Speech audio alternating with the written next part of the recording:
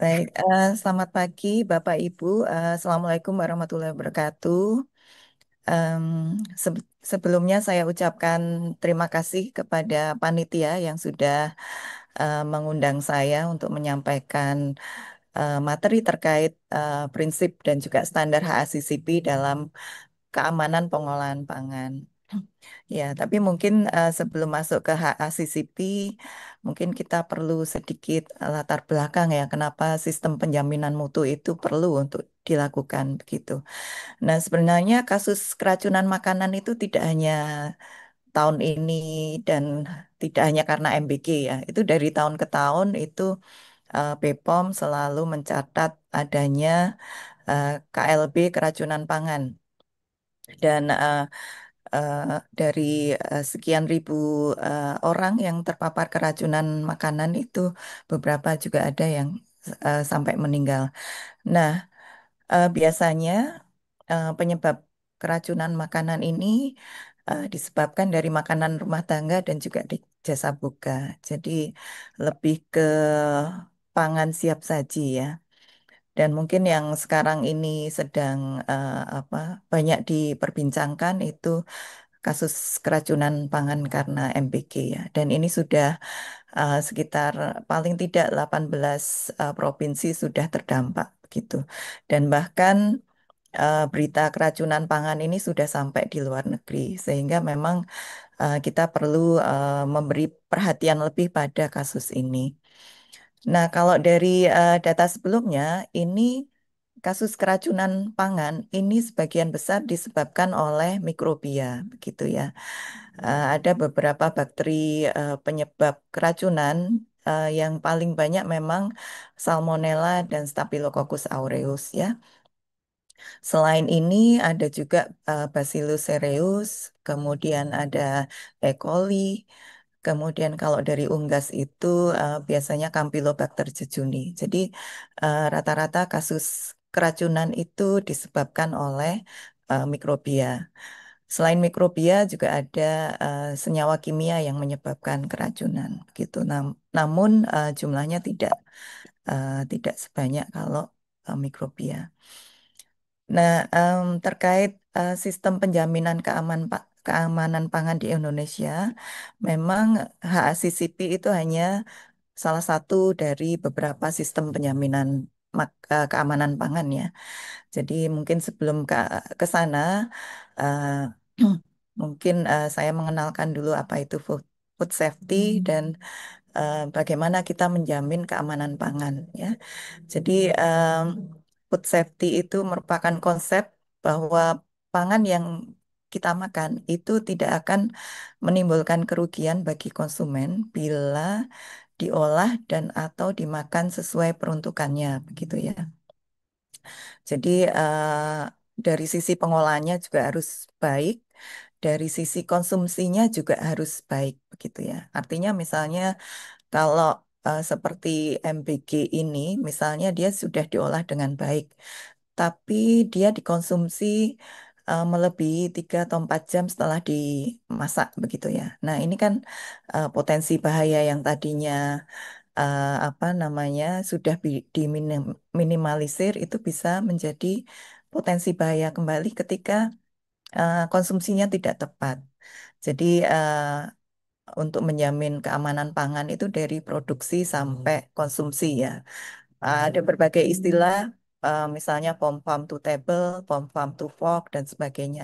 Jadi keamanan pangan itu kita jaga di segala rantai pengolahan pangan ya, dari budidaya sampai penyajian. Nah ini ada beberapa em, apa rantai pangan ya, supply chain dari budidaya, panen atau pasca panen, distribusi, pengolahan, eh, distribusi lagi dan penyajian. Nah, kalau kita lihat di sini, ini HACCP memang merupakan salah satu bagian dari penjaminan keamanan pangan, fokusnya pada tahapan pengolahan. Nah, sebenarnya kita juga harus memperhatikan dari bahan baku ya, eh, dengan menerapkan misalnya good agricultural Good Agricultural Practice, kemudian ada Good Harvest dan Post Harvest Practice ya.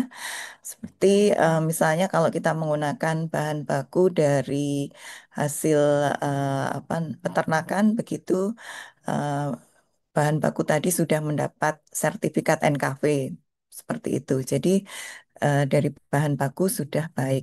Kemudian kalau dari segi pengolahan, selain HACCP ada juga sanitasi yang baik, hygiene yang baik, kemudian ada CPPB atau CPPOB atau bisa disebut GMP.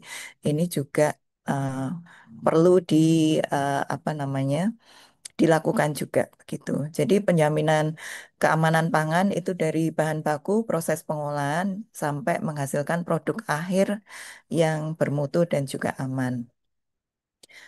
Nah, sebelum menerapkan HACCP, ini ada beberapa program prasyarat dasar yang harus juga dipenuhi atau dilakukan, yaitu GMP atau Good Manufacturing Practice, atau cara pengolahan pangan yang baik dan juga sanitasi.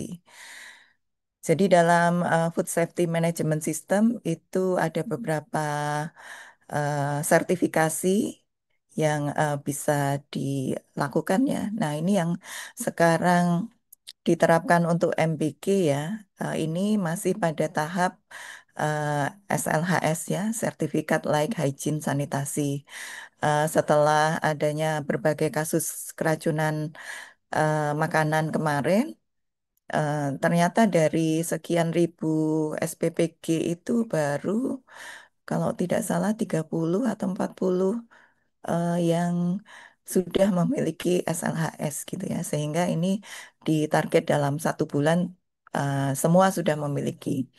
Nah, selain SLHS, ada Sanitation Standard Operating Procedure, ada CPPOB, GMP, HACCP, dan yang paling tinggi dalam pengawasan mutu keamanan pangan itu adalah ISO 22000 gitu.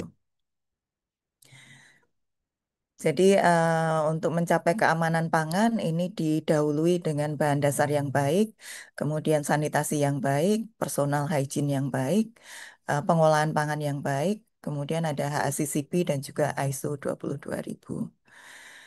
Nah, ini kalau kita melihat irisan dari berbagai sistem penjaminan mutu keamanan pangan, nah HACCP ini merupakan salah satu bagian dari sistem penjaminan mutu keamanan pangan ya. Di sini ada GMP, SSOP yang itu diatur dalam kodeks. Jadi kalau secara internasional itu ada Kodeks Alimentarius yang mengatur berbagai standar mutu pangan begitu ya. Kemudian ada HACCP dan kalau dalam SNI ada yang mengatur bagaimana memberikan pelatihan keamanan pangan untuk penjamah makanan dan juga produsennya begitu ya.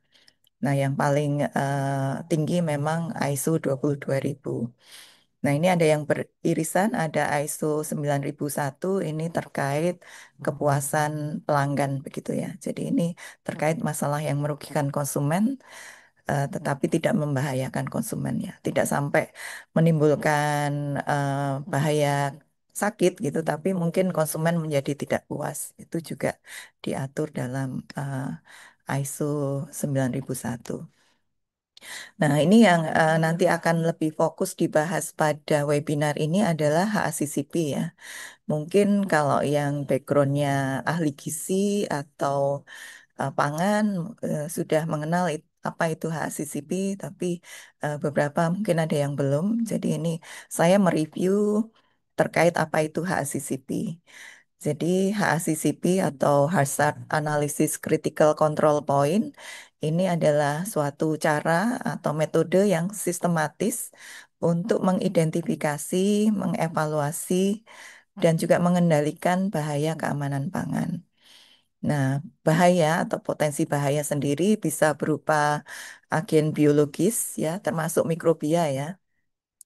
Agen biologis itu bisa lalat, tikus, termasuk mikrobia yang kecil sekali yang tidak terlihat, Ada tadi Salmonella, E. coli, Staphylococcus aureus, dan sebagainya. Kimia itu misalnya bahan tambahan pangan yang tidak diizinkan gitu ya. Misalnya eh, rodamin B, metanil yellow, atau formalin, boraks begitu. Ini kan tidak diizinkan. Kalau fisik itu seperti kadang kalau kita makan menemukan staples, pecahan beling, serpian kayu itu termasuk cemaran fisik gitu ya. Nah ini mungkin kalau eh, tidak sengaja kita konsumsi atau dia ada pada makanan itu bisa menimbulkan sakit atau cedera jika tidak dikendalikan gitu ya. Jadi dalam HACCP itu diutamakan untuk mencegah bahaya keamanan pangan dibandingkan bereaksi kalau itu sudah muncul bahaya keamanan pangan gitu. Nah, sebenarnya selain HACCP, ini ada versi lain ya, HARPC, Hazard Analysis Risk Based Preventive Control gitu ya. Nah, kalau yang di yang HARPC ini termasuk mempertimbangkan kalau di situ ada pemalsuan bahan gitu ya. Kan kita sering mendengar ada beras palsu gitu ya, mungkin ada campuran beras plastik gitu, atau ada em, minyak yang dipalsukan gitu. Dan di sini juga termasuk kalau ada bioterorisme ya, mungkin ada memasukkan virus atau bakteri tertentu supaya negara lain lebih lemah pertahanannya gitu. Ini ada kalau di HRPC gitu ya. Jadi eh, apa namanya lebih lebih luas ininya preventifnya. Nah, dalam HACCP menurut Codex Alimentarius itu ada 12 langkah dan 7 prinsip ya. Ada 5 langkah. Yang pertama itu kita harus membentuk tim HACCP. Jadi di SPPG ini sebaiknya membentuk tim HACCP yang itu terdiri dari berbagai background begitu ya. Tidak hanya ahli gizi saja, tapi juga dari distribusi, dari manajemen atau produsen atau pemilik begitu ya. Itu membentuk tim HACCP. Kemudian menetapkan deskripsi produk. Nah, produk yang diolah itu apa? Misalnya opor ayam ya. Nah, opor ayam itu deskripsinya bagaimana? Kemudian siapa yang akan menggunakan produk ini? Identifikasi pengguna. Kalau dalam kaitannya MPG berarti ini anak sekolah. Nah, umur berapa? Kemudian apakah anak itu termasuk golongan yang rentan atau tidak? Nah, ini diidentifikasi begitu. Kemudian menyusun diagram alir. Jadi bagaimana cara mengolah opor ayam dari bahan baku ayam sampai dia menjadi opor ayam yang siap konsumsi begitu ya. Kemudian penyusunan diagram alir ini kan pertama di atas kertas begitu ya. Kemudian dikonfirmasi di lapangan apakah diagram alirnya sudah sesuai. Mungkin mengolah opor ayam skala 1 kilo dengan 100 kilo beda ya. Sehingga ini perlu dikonfirmasi di lapangan. Apakah diagram alir yang sudah disusun sebelumnya itu sudah benar kalau dia diterapkan di lapangan begitu. Kemudian selain 5 langkah yang di awal tadi, ini ada 7 prinsip HACCP. Nah, 7 prinsip HACCP ini juga apa namanya masuk di langkah ke-6 sampai langkah ke-12 begitu ya. Jadi prinsip satu menganalisis potensi bahaya, prinsip kedua menentukan titik kendali kritis atau CCP, prinsip ketiga menetapkan batas kritis, prinsip keempat itu sistem pemantauan, prinsip kelima menetapkan tindakan perbaikan kalau batas kritis atau CCP-nya terlampaui atau di bawah kendali begitu. Kemudian prinsip keenam menetapkan prosedur verifikasi. Dan prinsip ketujuh adalah dokumentasi. Jadi kalau diringkas seperti ini ada 5 langkah awal dan 7 prinsip HACCP. Nah, dalam penerapan HACCP ini ada yang namanya program prasyarat dasar ya atau prerequisite program. Jadi HACCP ini tidak bisa berdiri sendiri ya, tapi menjadi bagian dari sistem yang lebih besar gitu ya. Jadi sebelum penerapan HACCP, beberapa PRP ya, atau prerequisite program seperti GMP, SSOP, SLHS itu harus diterapkan dulu begitu ya. Sehingga tadi menjamin kondisi itu tetap baik di sepanjang rantai pengolahan pangan begitu. Nah, berikutnya saya akan mereview atau menjelaskan sedikit tentang 7 prinsip HACCP yang ini mungkin nanti akan lebih didetailkan pada saat pada sesi selanjutnya begitu ya. Yang prinsip pertama tadi identifikasi potensi bahaya. Jadi dari eh, bahan baku sampai dia menjadi produk siap konsumsi. Ini ada beberapa potensi bahaya yang bisa muncul ya. Yang pertama potensi bahaya biologis, ini termasuk mikrobia. Yang perlu diperhatikan adalah mikrobia patogen ya. Mikrobia patogen itu yang menyebabkan sakit begitu ya. Karena mikrobia itu macam-macam ya. Ada yang dia makanan itu kan nggak mungkin steril ya. Pasti di situ ada bakteri begitu ya. Tapi kapan itu bakteri itu menyebabkan sakit atau keracunan kalau memang dia bersifat patogenik begitu ya. Ada bakteri, ada protozoa, ada virus ya. Kemudian ada potensi bahaya kimia. Ini berasal dari bahan kimia. Ada juga toksin alami seperti beberapa singkong gitu ya. Itu mengandung sianida. Nah, itu termasuk toksin alami. Kemudian ada jamur yang juga terutama jamur yang tumbuh liar itu ada yang mengandung toksin alami, kemudian alergen. Nah, ini kalau di Indonesia mungkin jarang ditemui ya yang alergi pada kacang tanah gitu ya. Tapi kalau di luar negeri banyak. Kemudian ada bahan tambahan pangan dan pewarna yang dilarang tadi sudah saya sebutkan ada rodamin B, metanil yellow, formalin, boraks itu yang mungkin em, ada beberapa produsen nakal yang memang masih menggunakan itu. Dan juga pestisida ini juga beberapa masih ditemukan di komoditas sayuran begitu ya. Kemudian ada potensi bahaya fisik seperti logam, pecahan gelas, dan yang lain. Nah, ini dari bahan baku, peralatan pabrik, kemudian faktor intrinsik gitu ya, faktor dari bahan baku misalnya. Kemudian desain proses, fasilitas karyawan, pengemasan sampai distribusi ini semua perlu dipertimbangkan. Di semua ini bisa muncul potensi bahaya ini. Kemudian prinsip kedua adalah penentuan titik kendali kritis atau CCP ya. Nah, CCP sendiri merupakan tahapan atau prosedur dalam pengolahan pangan di mana pengendalian ini dapat diterapkan dan sangat penting untuk mencegah atau menghilangkan potensi bahaya keamanan pangan atau mengurangi batas sampai diterima. Ini contoh CCP misalnya pemanasan gitu ya. Kan di tahap pengolahan itu ada perebusan, penggorengan, pengovenan, itu termasuk pemanasan. Nah, ini misalnya kontrol suhu itu penting untuk diperhatikan. Pemanasan pada suhu berapa sih uh, bakteri atau mikrobia patogen itu bisa mati begitu ya. Nah, hilangnya kendali pada CCP ini itu berpeluang eh, untuk terjadi risiko kesehatan yang besar, seperti keracunan misalnya.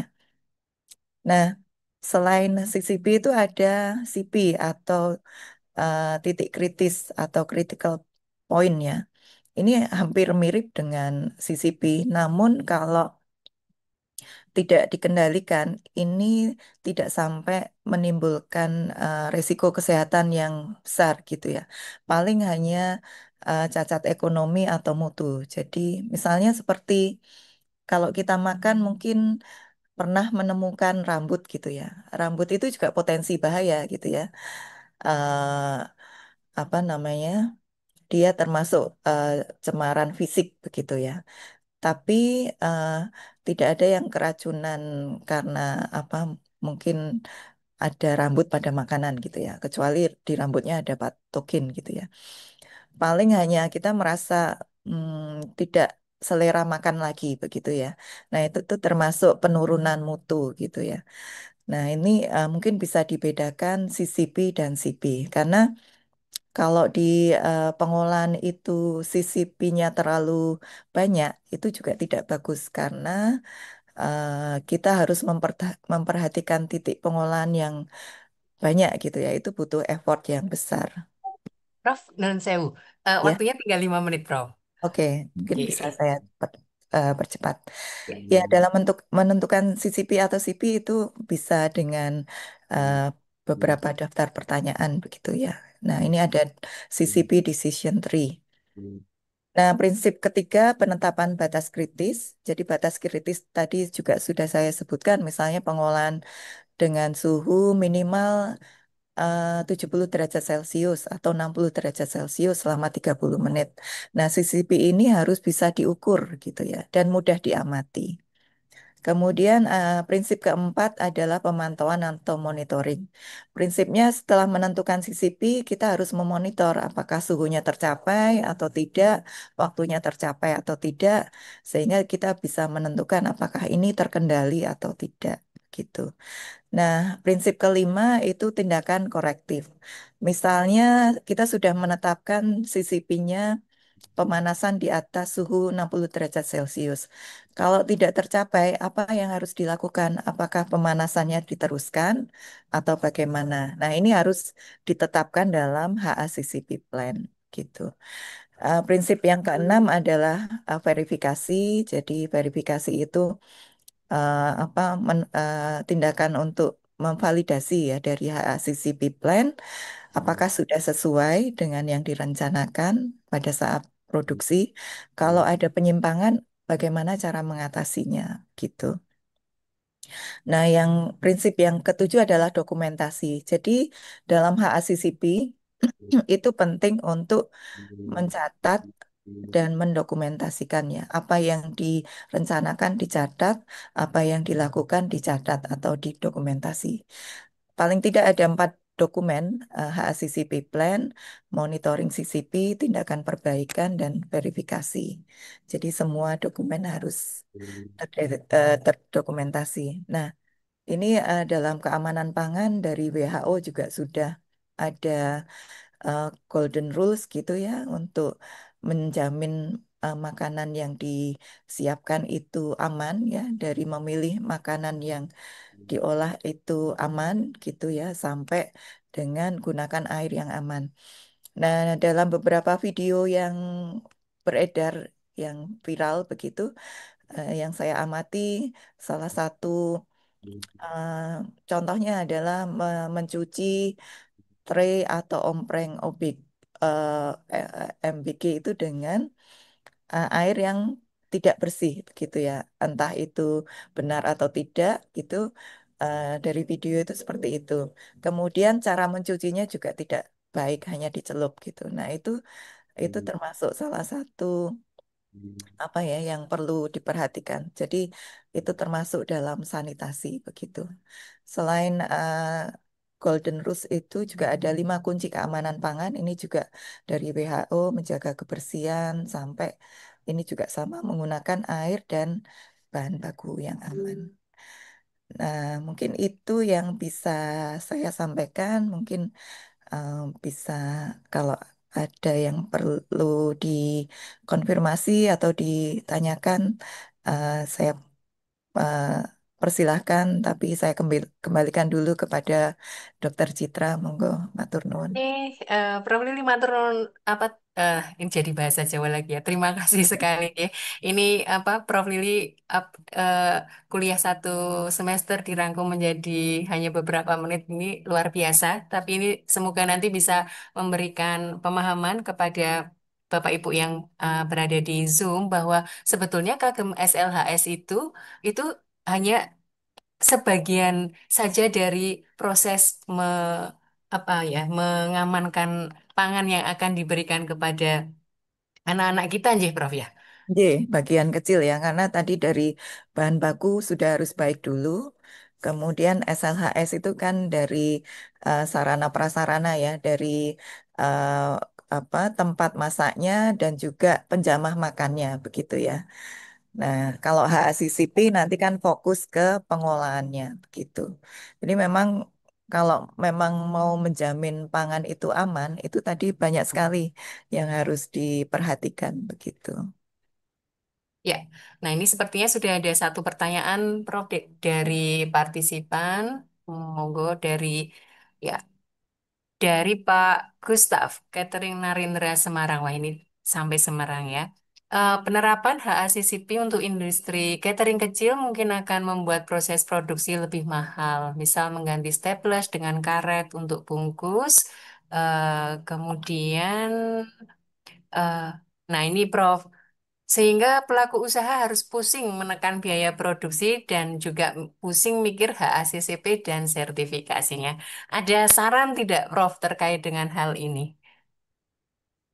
Iya, em, yang pertama penggunaan apa staples tadi ya, memang kalau untuk pengolahan pangan memang tidak boleh ya, karena staples itu bisa mengkontaminasi.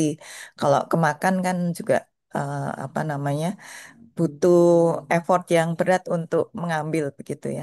Nah kan bisa misalnya menggunakan plastik yang tidak perlu di staples, misalnya diikat saja atau saya nggak tahu kalau di selotip itu jadi lebih mahal atau tidak begitu ya. Tapi bisa ada beberapa upaya untuk mengganti staples dengan apa namanya cara lain gitu ya.